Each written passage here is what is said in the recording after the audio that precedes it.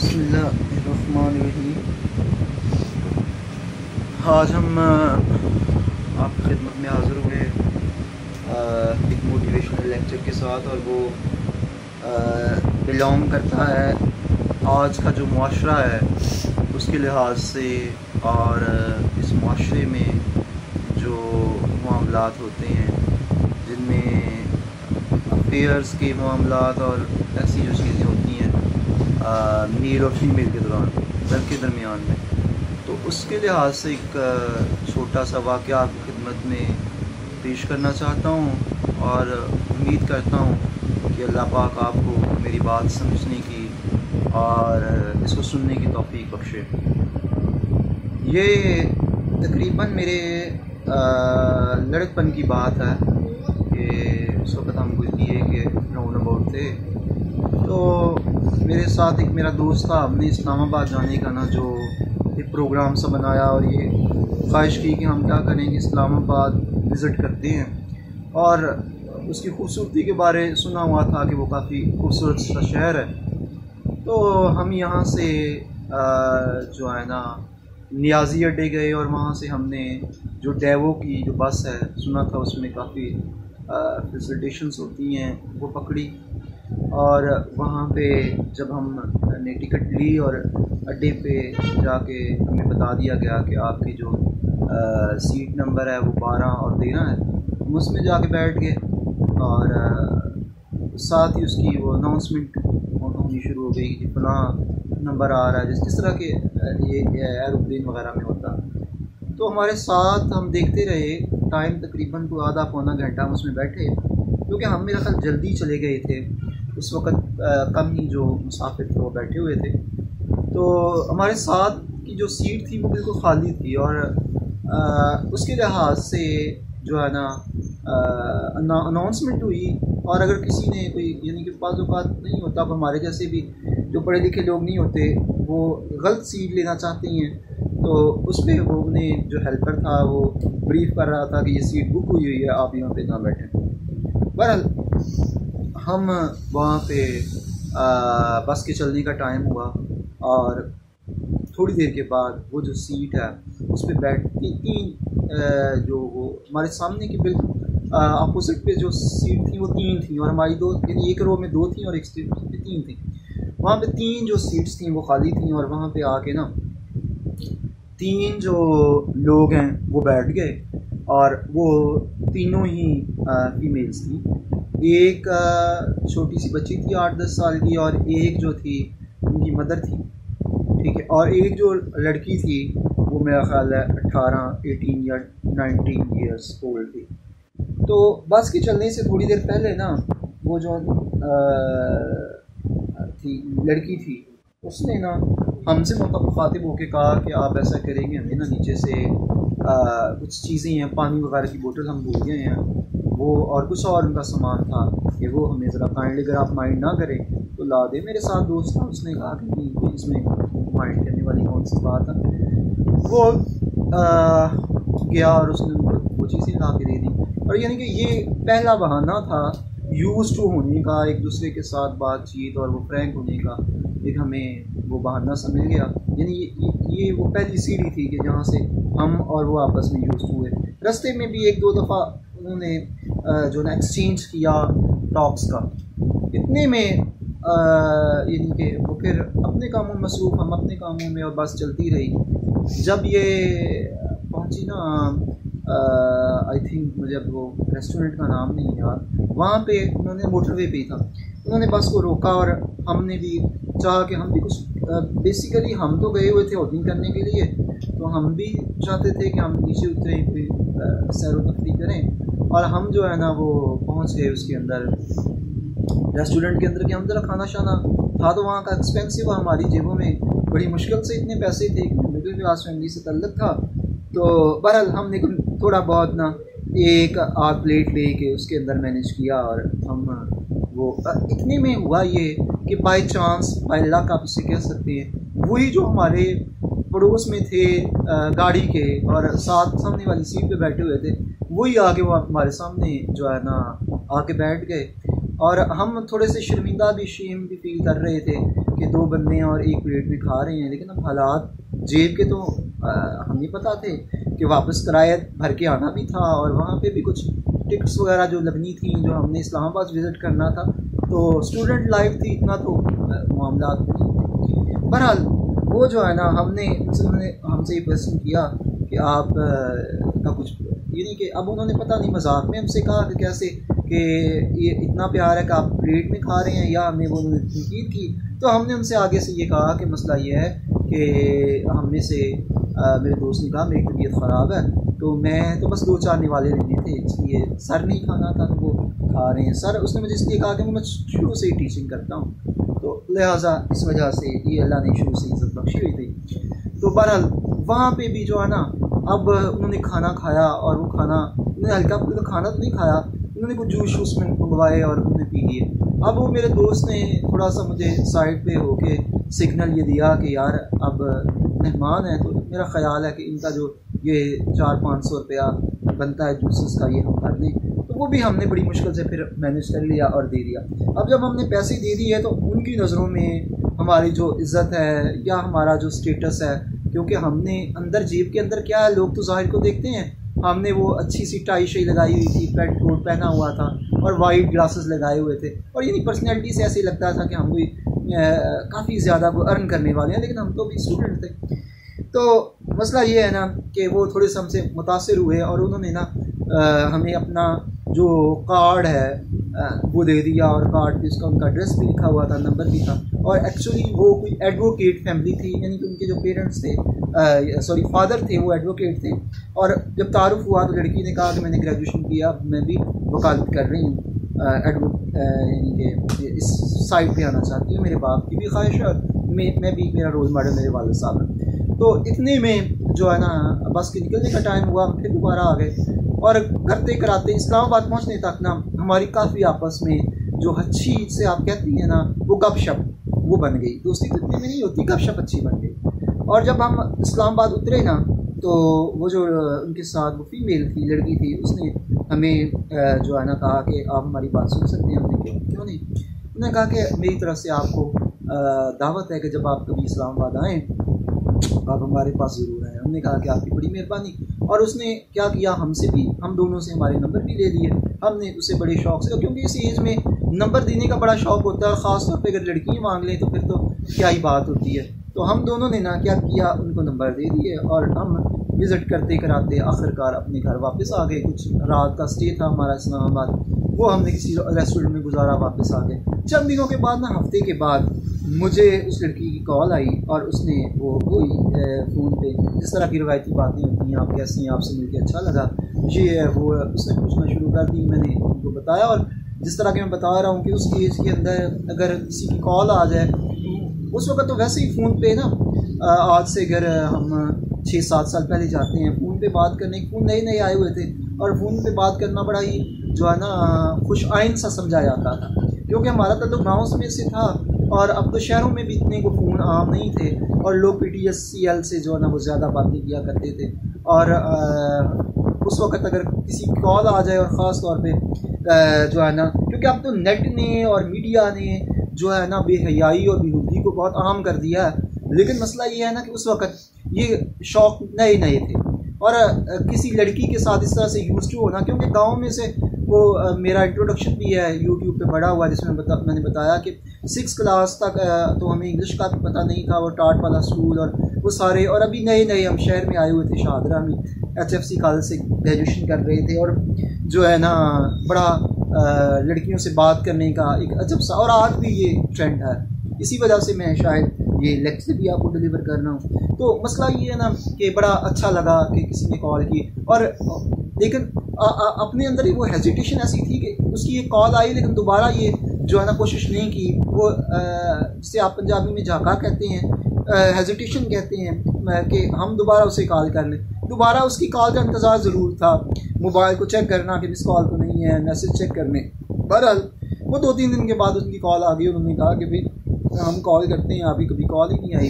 तो ये कि ना फिर आहिस्ता आहिस्ता मरासम जो है ना वो बढ़ते गए, तल्लुकात बढ़ते गए, और आखिरकार तल्लुकात उस रेड लाइन में दाखिल हो गए जो कि शायद आज समझ आई कि नहीं होने चाहिए थे। लेकिन उस वक़्त तो ये मेरे नज़दीक बहुत ही वो पवित्र सा और बड़ा ही सेक्रेट सा इमोशन था, जज्बा था।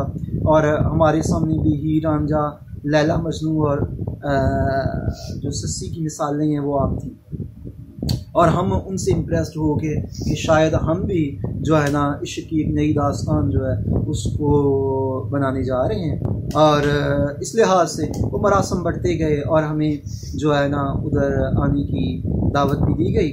और मैंने क्या किया, लेकिन ये ना जब भी उनकी कॉल आती ना तो उनका नाम आई थिंक, अब तो नाम ही मुझे याद नहीं, शायद जवेरिया था। जब भी उसकी कॉल आती ना तो वो ये कहती कि आपने अपने दोस्त को नहीं बताना, और जब आपने आना है तो उसको भी इस बात का इल्म नहीं होना चाहिए। तो बहरहाल मैं इस दौरान ही उसने मुझे इस्लामाबाद जो है ना कायद आज़म यूनिवर्सिटी उसके अंदर उसने मुझे बुलाया, क्योंकि वहाँ से वो कुछ कर रहे थे, आई थिंक मास्टर्स कर रहे थे या क्या। और मैं वहाँ पे जहाँ मुझे बैठने का कहा गया, जाके मैं बैठ गया वहाँ पे, इस्लामाबाद पहुँचा। और पहले से ज़्यादा वो परफ्यूम वगैरह, और जिस तरह से आप समझते हैं कि वो डेट लगाने के लिए इंसान जाता है, बड़े ही अच्छे तरीके से वेल ड्रेस्ड हो के मैं वहाँ पहुँचा और इतने में वो आ गई। लेकिन जब वो मुझे वो बस में मिली थी वो जवेरिया नहीं थी। फ़र्क ये था कि उस वक़्त तो वो अबाए में और बड़े ही डिफरेंट से मैनर्स के साथ मुझे मिली थी, लेकिन इस दफ़ा उसके सर पे दुपट्टा भी नहीं था और बड़ी वो उसने तंग से कपड़े पहने हुए थे। और जब मैं वहाँ था तो जब वो खड़ी हुई, वैसे भी टीचर्स ने और घर वालों ने ये दब दिया हुआ है कि जब कोई आता है तो आप उठ के खड़े हो जाएं, और मैं उठ के खड़ा हो गया। और मेरी वो तवक्कात से काम बाहर था, और मेरी यानी कि एक्सपेक्टेशंस भी नहीं थी कि उसने अपना हाथ निकाला, मेरे आगे सलाम के लिए किया। मैं एक लम्हे के लिए तो इस सोच में पड़ गया कि मुझे क्या करना चाहिए, लेकिन ये कि शायद मैं इस चांस को जाने नहीं देना चाहता था। तो मैंने उसके साथ हाथ मिलाया, वहाँ बैठे रहे, गपशप हुई। उसने मुझे कैंटीन ले गए, वहाँ मैंने पैसे देने की कोशिश तो की, लेकिन उसने कहा कि नहीं, आप हमारे मेहमान हैं और आपको खाना हम सर्व करेंगे। बहरहाल वो कुछ घंटे उसके साथ वहाँ गुजारे। उसके पास गाड़ी थी, वो मुझे इस्लामाबाद के कुछ जो हैं पार्क्स उसमें विज़िट करवाती गई। लेकिन सच्ची बात यह है कि मेरा ध्यान इस्लामाबाद की खूबसूरती पे तो कम था, लेकिन उसकी खूबसूरती पे बहुत ज़्यादा था, और उसके हुस्न में मैं उस वक़्त डूब चुका था और मुझे साइड की किसी चीज़ की खबर नहीं थी। बहरहाल मैं उसके बाद वापस आ गया, और वापस आने के बाद मेरा दिमाग में ये इरादा चल रहा था कि मैं घर वालों से कहूँगा कि मैं इससे मैरिज करना चाहता हूँ। और मैं उससे भी अक्सर जब भी फ़ोन पे बात होती तो वो ये कहती कि ठीक है आप घर में बात करें, मैं भी मेरी फैमिली बहुत अच्छी है, हम भी घर में बात करके ये मामला सॉल्व करवा लेंगे। अच्छा, इतने में हुआ ये कि मेरा जो सेल था वो बाई चांस जो है ना मेरे दोस्त के पास, और मैं आज भी मेरी आदत है कि मेरा जो सेल है वो उधर कभी टेबल पे या क्लास पढ़ाते हुए वहाँ पे भी अक्सर रख देता हूँ, और ये अच्छी आदत नहीं है। बाज़ औक़ात ये होता है कि जो ऐसे स्टूडेंट्स जिनको मैनर्स कम होते हैं वो भी उठा के वो उसको पढ़ना शुरू कर देती हैं, लेकिन आज तो उन्हें इल्म की बात के अलावा और कुछ नहीं मिलता। लेकिन उस वक्त ज़ाहिर बात थी कि रात को सारी रात मैसेज भी चलते थे, तो मेरे दोस्त ने पढ़ लिए। जब उसने मेरे दोस्त ने मैसेज पढ़े ना तो उसने आहिस्ता आहिस्ता मुझे महसूस तो नहीं करवाया, मुझसे तल्लुक़ करना शुरू कर दिया, और होता मामलात यहाँ तक पहुँचे कि मैंने एक दिन कॉल की और उसने मुझे कहा कि बेहतर यह है कि आप मुझे कॉल ना किया करें। तो बहरहाल हमारे दरमियान एक तीसरा दोस्त था, और वो बहुत अच्छे और यानी आप कह सकते हैं बड़े ही नाइस किस्म के बंदे थे। उनको जब ये पता चला कि हमारा आपस में ये मामला ऐसा है, तो उन्होंने इस मामले को इन्वेस्टिगेट करना शुरू कर दिया कि क्या वजह है कि हमारे दरमियान इतने अच्छे तल्लुकात थे कि हम इकट्ठे बैठते थे, इकट्ठे सफ़र करते थे, सारे मामला थे। तो आज क्या हुआ कि तल्लुकात ख़त्म हो गए। तो उन्होंने जब मामला इन्वेस्टिगेट किया ना, तो उन्होंने एक दिन मुझे बुलाया और मुझसे कहा कि सर आपसे बात करनी है और आप मुझे मिलें। अब ये मेरा अर्ली डेज़ थे एम.ए. इंग्लिश के, तो मैंने उनसे कहा कि ठीक है सर मैं एम.ए. इंग्लिश की क्लास लेने के बाद आपके पास आके आपसे ज़रूर मिलूँगा, क्योंकि इज़्ज़त का तकाजा ये था कि हम आज भी अपने दोस्तों को सर कह के बुलाते हैं, उनके नाम से कम बुलाते हैं, या नाम से बुलाएं तो तब भी साहब ज़रूर लगाते हैं, जैसे कि जवेद साहब, नीम साहब, इस तरह से करके साहब का वर्ड इस्तेमाल करते हैं, क्योंकि हदीस नबवी है किसी को इज़्ज़त देने से अब किसी के दिल में आपकी इज़्ज़त को पैदा होती है। तो ये आदत तो शुरू से, अल्लाह का शुक्र है, अच्छे टीचर से पढ़े हुए थे, डेवलप थी। तो मैंने कहा कि जी आप बताएं आपने मुझे क्यों क्या काम था। मैंने कहा नाम बैठ जाओ। उसने पानी शानी पिलाया। उसने कहा कि यार मेरी बात का माइंड नहीं करना, तुमने एक बहुत गलत काम किया। सर मैंने क्या काम ऐसा कर दिया। उन्होंने कहा यार मसला ये है कि तुम्हारा जो भी किसी के साथ मामला था ये इस तरह से आपका किसी के साथ मामला है। मैंने कहा जी बिल्कुल है। मैंने कहा जी आपने हमें क्यों नहीं बताया। मैंने कहा कि आपको बताने से पहली बात तो ये है कि मेरा और किसी के दरमियान राज था और राज बाहर नहीं निकालना चाहिए। एक तो उसकी वजह ये थी और दूसरी वजह ये थी कि जब हमारी फैमिलीज आपस में एग्री होती तो तब हम आपको बता देते, ठीक है। तो उसके बाद ना हुआ ये कि फिर उस मामले के बाद ना मैंने उनको ये कहा कि आप मेरी बात सुन लें। जब मैं उनको अपनी बात सारी सुना चुका और मैंने कहा कि सर ये मसला है, तो उसने कहा कि यार हमें इस चीज़ पे कोई एतराज़ नहीं, मसला ये है कि ये तुम चीटिंग कर रहे हो। मैंने कहा सर चीटिंग वाली कौन सी बात। उन्होंने कहा कि मसला ये है कि ये मामला जो आप मुझे अपने मामला बता रहे हैं अपने पर्सनल, ये मामला तो अफेयर्स के आपके साथ नहीं है, आप तो टांग अड़ा रहे हैं। ये मामला उस लड़की का आपके दोस्त के साथ है। तो ये बात मेरे लिए बड़ी सरप्राइजिंग सी थी और मैंने कहा कि नहीं सर आप जो है ना आपको खुद फहमी हुई है और मेरे दोस्त ने आपको खुद बताया है, वो शायद इस चीज़ से जेलस हो रहा होगा। तो बहरहाल ये बात ऐसे ही चलती रही और उन्होंने कहा कि क्या आप उसके साथ मुखलिस हैं। मैंने कहा सर किसी हद तक तो हूँ, इस लिहाज से कि अगर हो जाए मैरिज तो ठीक है, ना हो जाए तो कोई शौक ऐसा नहीं है, ठीक है। मैं टाइम पास कर रहा हूँ और इन्जॉय कर रहा हूँ, क्योंकि सिंपल बात ये थी कि मैं अपने दोस्त से कुछ छुपाना नहीं चाहता था। और उस वक्त मेरी मॉरलिटी इतनी आप उसको गिरी हुई कह सकते हैं कि मैं किसी शख्स के साथ था भी और उसके साथ ताल्लुकात मरासम इतने बढ़ चुके थे कि अब मुलाकातें भी होती थी, ठीक है, कॉल से बात भी होती थी, सारी रात मैसेज भी होते थे। लेकिन ये कि उसके साथ मुखलिसपन का आलम ये था कि कुछ ख़ास उसकी जगह नहीं थी। जैसे आप कहते हैं ना कि आज यहाँ और कल वहाँ, इस तरह से अपनी भी ज़िंदगी थी और अपनी लाइफ भी इतनी घटिया मैनर्स में चल रही थी कि उसके अलावा भी कहीं और जगह पे जो है ना मामलात मेरे अपनी साथ के थे। तो मैंने कहा सर आपको पता है कि मेरी ज़िंदगी तो ऐसी है कि आज इस शहर में और कल उस शहर में, तो ये शहर मुझसे छूट भी जाएगा। शहर से मुराद लड़की थी तो कोई ऐसा मसला नहीं है, मैं किसी और लड़की से अटैचमेंट कर लूँगा। अगर ये मेरा दोस्त उसके साथ ज़्यादा सीरियस है तो ये ऑप्शन ले लें। तो उस पर उन्होंने कहा अच्छा मैं इत्मीनान उसको बुलाता हूँ और बुलाने के बाद फिर आपकी बात करवाता हूँ। जब वो मेरा दोस्त वहाँ आया और हमारी आपस में सिटिंग हुई तो मैंने उसे कहा कि भाई मुझे आपकी दोस्ती अजीज़ है, मेरे लिए उसकी कोई इतनी अहमियत नहीं है, क्योंकि मेरे लिए लड़कियों की इतनी अहमियत होती ही नहीं है, ठीक है, क्योंकि मेरी ज़िंदगी तो आज यहाँ कल वहाँ, कल इधर परसों उधर। तो उन्होंने मेरे दोस्त ने कहा कि यार ये कोई अच्छी बात तो नहीं, लेकिन मुझे उस वक्त अच्छी और बुरी में फ़र्क का पता ही नहीं था। मेरे लिए शायद यही मामला अच्छे थे। तो उसके बाद हुआ ये कि मैं अपना जो दोस्त है ना उसको जब ये ऑफ़र दी तो मेरे दोस्त ने कहा कि अच्छी बात है, चलो ना अगर तुम उसके साथ मुखलिस नहीं है, ये मुखलिस है अगर उसके साथ तो ये चला जाए उधर उससे बात कर ले। अगर वो इसके प्रपोजल पे मैरिज पे राज़ी होती है तो ठीक है, तुम तो पहले से पीछे हटने के लिए तैयार हो, अब तो मामला ही ठीक है, तुम अगर ये सेक्रीफाइस कर रहे हो। मैंने सर सेक्रीफाइस कौन सी बात, मेरे लिए उसकी इतनी इम्पोर्टेंस ही नहीं है। अच्छा अब हुआ ये कि मेरे दोस्त को वहाँ भेजा गया और वो वहाँ मैरिज का प्रपोजल लेके गया, क्योंकि जितने मेरे साथ मरासम थे उस बच्ची के जिसका नाम जवेरिया था लड़की के, तो उतने ही उसके साथ भी थे।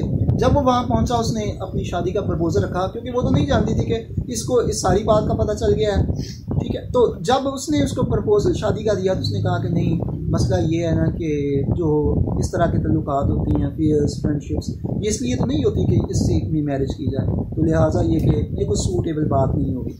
जब वो वापस आया तो उसका चेहरा उतरा हुआ था। हमने उससे पूछा तो उसने कहा कि मुझे तो ये जवाब मिला। तो जब उससे सारी बात पूछी गई ना कि इसके पीछे रीज़न क्या थी, तो उसने कहा कि पहले तो उसने मेरी बात सुनी और उसने मुझे फ़ोन पे हाँ भी की थी कि ठीक है हम कर लेते हैं, लेकिन जब मैं वहाँ पहुँचा और उसने कहा कि ठीक है मैं घर वालों से बात करती हूँ, मामला ठीक है, मैं मैरिज करनी है, तो आपकी सोर्स ऑफ इनकम क्या है। तो मैंने उसे बताया कि मेरी जो सोर्स ऑफ इनकम है वो मैं कोई एक मंथ का 15-20 हज़ार कमा लेता हूँ। तो इस वजह उसने जो है ना चेहरे को वो क्या कहते हैं बड़ी अफसरदगी के साथ कहा कि मामला ये हैं कि फिर आप इस तरह से एक वाइफ को किस तरह से मैनेज करेंगे, तो क्या फिर आपके पास तो गाड़ी भी नहीं होगी, फिर आपके पास अच्छा घर भी नहीं होगा, कोठी शोठी भी नहीं होगी। तो वो मेरा दोस्त कहता है कि मुझे फिर उस वक्त ये चीज़ का एहसास हुआ कि ये कोई मोहब्बत तो ना थी, ये तो कोई बिज़नेस डील हो रही थी।